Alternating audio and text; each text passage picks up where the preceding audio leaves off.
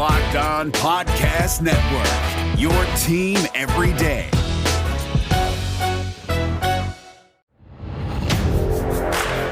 You are Locked On Big Ten, your daily podcast on the Big Ten Conference. Part of the Locked On Podcast Network, your team every day.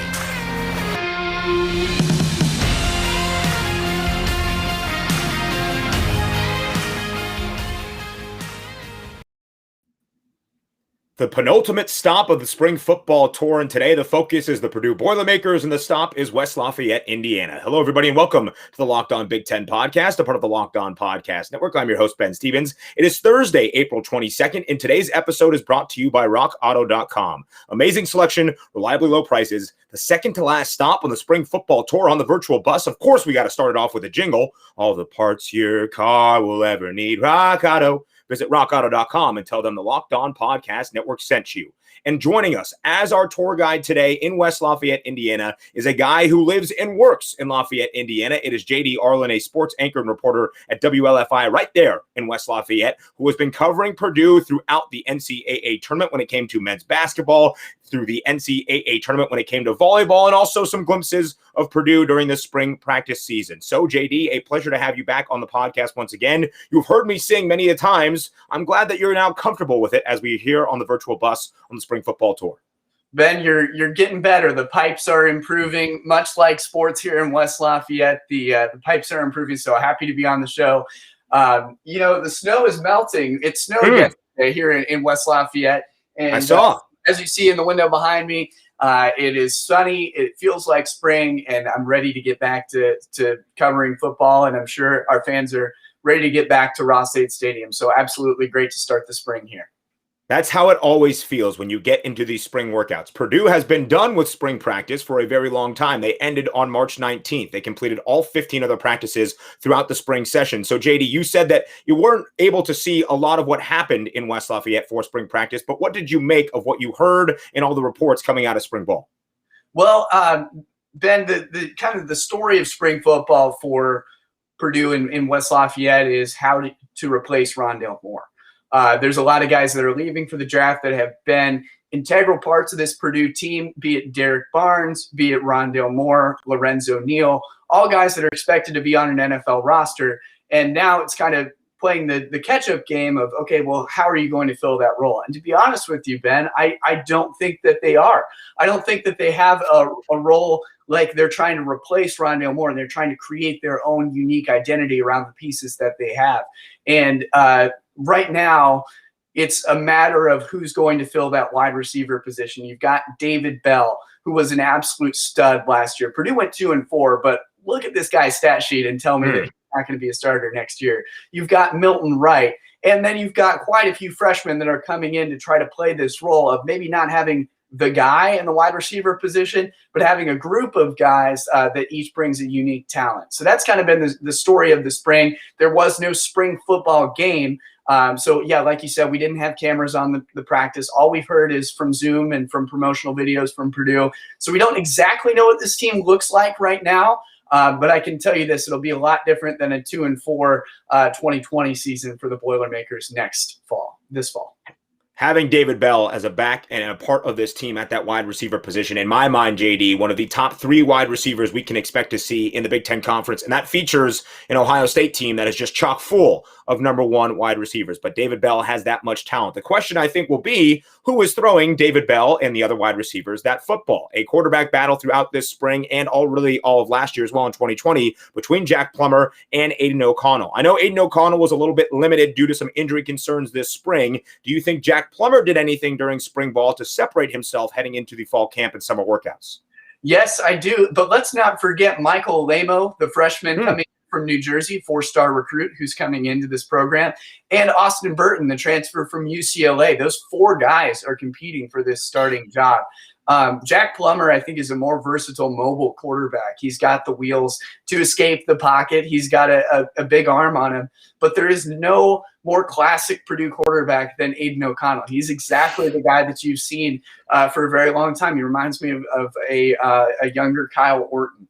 And so I think that if Aiden O'Connell is able to work on that speed, he's for sure going to be the starter. But Ben, like I said, there's 3 other guys that are right behind him competing for that starting job. We've asked Jeff Brohm time and time again, as any media outlet does, who's going to be your starting quarterback in the fall? And of course, he said, we don't know yet. And to be honest with you, I don't know yet either. I don't think I can make a prediction this early on. But those are 2 guys to look out for that aren't named Jack Plummer and Aiden O'Connell. Austin Burton has a lot of experience from his former school, and he's a grad transfer, so he only has 1 year left. And then Michael Lamo is kind of the future of this program. So we'll see all 4 of those guys, I believe, get some action in games this year, in games that get out of hand for the benefit of Purdue or for the worse off. So that will be a question heading into fall camp, as that tends to be across any really college football campus when you have a quarterback position battle. But outside of the QB spot, JD, do you think there is another biggest question mark Purdue faces on the offensive side of the ball for 2021? Well, like we've said, it's filling that wide receiver position. I think the big question mark, Ben, to be honest with you, is on the defensive side.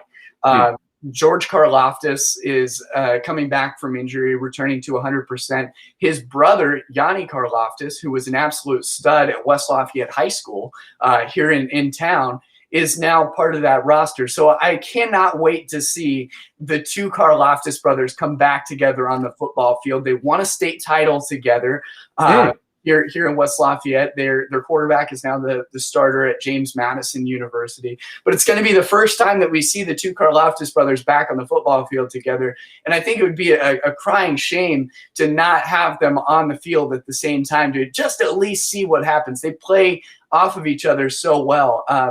His brother Yanni is not a defensive lineman. He's more of a defensive end, a cornerback type of position. And he hasn't really made a significant concreted position in the roster yet. He's kind of moving around the defense quite a bit. So I'm just really excited to see Purdue's defense next year under the new leadership that they have, instead of course, Bob Diaco, now move it over to a whole new staff on the defensive end. So I think that's really, if you're a Purdue fan, that's what you should look out for.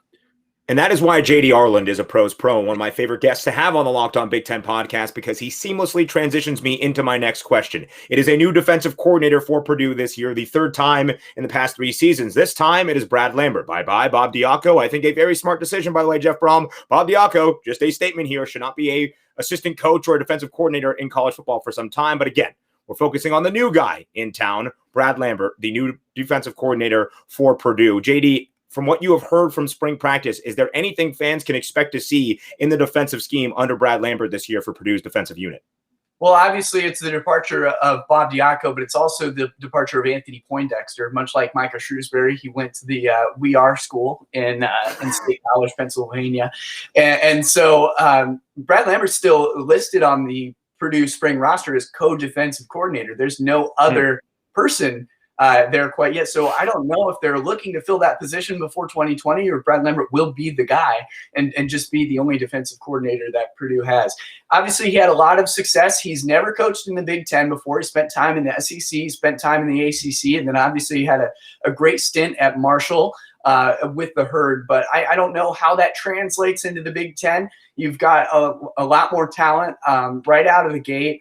And again, looking to see the Karlaftises, looking to see how he kind of uses the pieces of this team to try to get something together, because the Diaco system was so broken. A lot of us called it the Swiss cheese defensive model because Purdue's backfield was wide open for the entire season. That's why they only won 2 games, if we're being honest. And so I'm excited to see Brad Lambert make a lot of changes. The test is going to be, if you see Purdue run an entirely new defensive scheme on the first day, even if it doesn't work, that's a step in the right direction, because something has to change when they've got a lot of returners coming back. Bob Diaco was also the defensive coordinator in Lincoln, Nebraska for the Huskers when I was working in Omaha and covering Nebraska on a daily basis. Some of his rhetoric and what he claimed to be doing with his defenses never translated to success on the field in the Big Ten Conference. That was the case in 2020 for the Purdue defense as well. Like I said, if Bob Diaco is a defensive coordinator in the next couple of seasons across any of conference in college football, I would be shocked. But we're not too worried about Bob Diaco. We're worried about the future in 2021 with the Purdue Boilermakers. We're speaking with JD Arland, a sports reporter and anchor at WLFI in West Lafayette, Indiana. So JD, I ask you, with some of the question marks we've established for Purdue on both sides of the ball, is there a best returning position group overall that the Boilermakers have for this upcoming year? Yes, and it might shock you to hear this, but I think the best returning group for the Boilermakers is the wide receivers. And of course, they've lost Rondale Moore, so everyone's like, "Oh no, your best player's gone." But Rondale Moore, remember, only played one full season with Purdue. The rest of his seasons were marred by injury, and the Purdue offense had to adapt around his departure long before this moment. We weren't even sure if he was going to return at the beginning of last season. And then, of course, he did. But there's a lot of pieces in place to have already replaced him. And Purdue's been preparing for a long time to fill that gap that number 4 is leaving in the offense. I think David Bell has the opportunity to be an All-American this year. And I think Milton Wright has the opportunity to be All Big Ten. These are guys that have had losing seasons that are extremely hungry to make something work. And they have the guidance of Jamarcus Shepard. They have the guidance of Rondale Moore, who will be an NFL wide receiver next year. And now this is their opportunity to break out and say, this is who we are. This is who we are as a Purdue group, not just as an individual. So I think, the best position for Purdue will be its wide receivers. I would love to be proved wrong, though, and I would love to see Purdue's quarterback situation improve because I don't think we've had a guy who really came in and ran the field like David Blau did a few years ago in quite some time. So I'd love to see Jack Plummer or Aiden O'Connell or Austin Burton or Michael Lamo step up and try to make something work. So, offensive side of the ball is something to focus on if you're watching Purdue this year.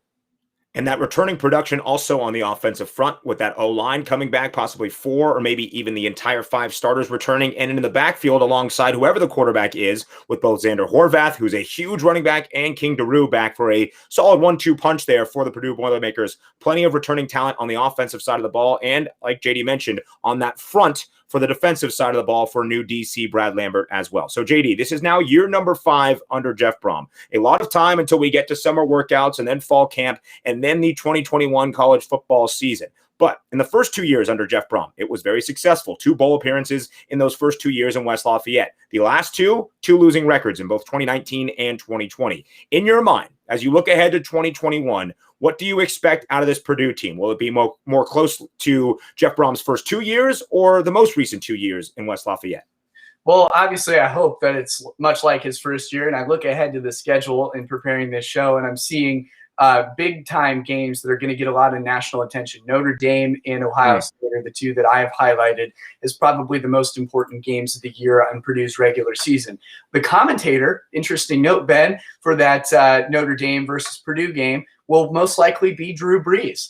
So that is a big game for Purdue. So I do believe that Jeff Brohm has the motivation to turn things around. It's obviously people are kind of looking at him saying, hey, do we need to change leadership because we've had 2 losing seasons? So he's got a lot to prove in his own profession that this Purdue team is to be taken seriously.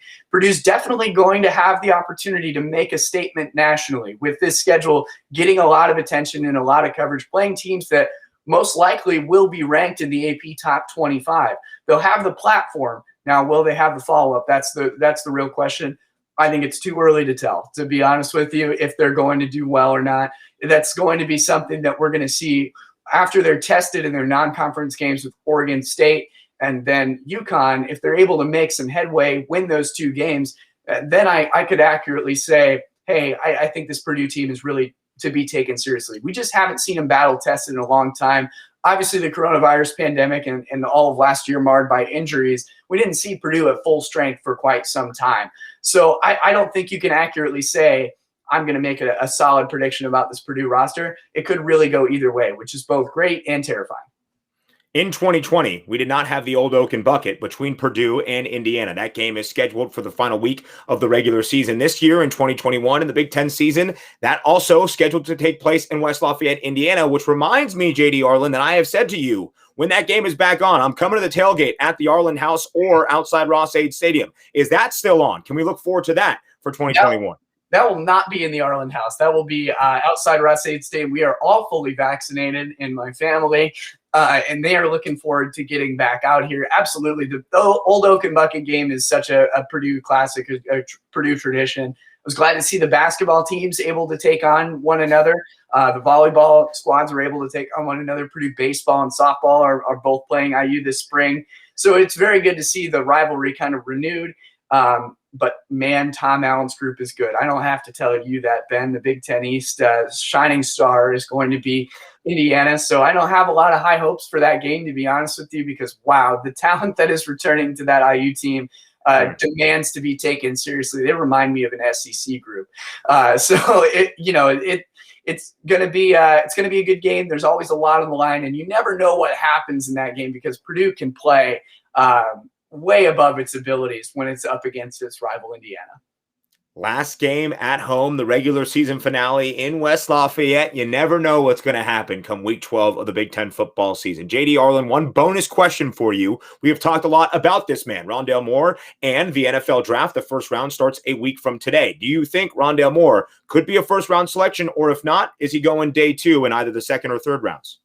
The Saints need a wide receiver, and I think he could go in the first round. Obviously, I have a lot of regional bias with that. And I've spent a lot of time with Rondale Moore over the years, both as a student and as a broadcaster. So I do believe he is a first-round talent. I think the 5'7" height scares a lot of NFL rosters off.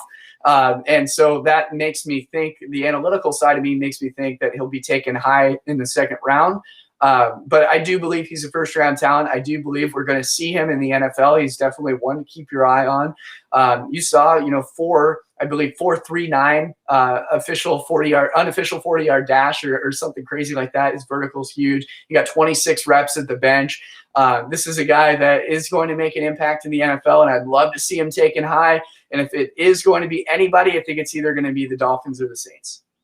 Listen, 5'7", sure, but he has a very compact frame, and he is not afraid to break away in space and make defenders miss. Rondale Moore, I think, will have a very long and successful National Football League career as well. A great breakdown of not just Rondale Moore and his draft status, but all of Purdue spring football throughout this spring practice session with our guy, JD Arland, a sports reporter and anchor at WLFI in West Lafayette, Indiana. On a sunny day in West Lafayette, the sun is shining, the birds are chirping, it feels like spring. JD, thank you very much for your time today.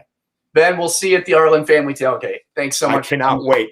Old Oak and Bucket, let's get it going. I'm live streaming this show on my Instagram, and my mom is watching, and she confirmed that you do have a spot at the tailgate. Thank you very much, Mrs. Arland. I appreciate that, and I will humbly accept. I will see you there early December in West Lafayette, Indiana. Absolutely.